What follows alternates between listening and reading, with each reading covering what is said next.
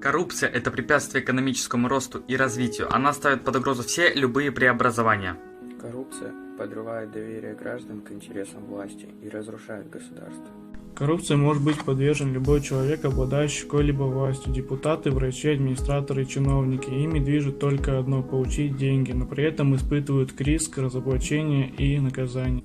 Многие сравнивают коррупцию с болезнью. У каждой болячки есть свои причины, которые нужно лечить. Каковы же причины коррупции?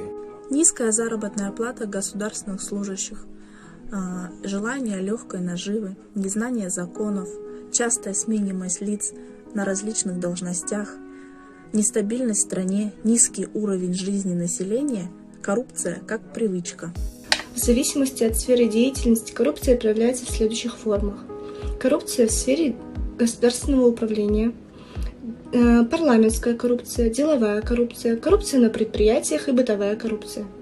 Как необходимо бороться с мошенничеством, подкупом, вымогательством, взятками в современном обществе? Прежде всего нужно начать с самого себя и требовать устранения коррупционных проявлений от окружающих.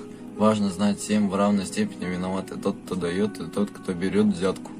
Эффективность борьбы зависит от взаимодействия всех ветвей власти и их ответственности за процесс оздоровления общества. Таким образом создаются все необходимые правовые, политические и экономические предпосылки для полноценной и эффективной борьбы с коррупцией и порождающими ее причинами.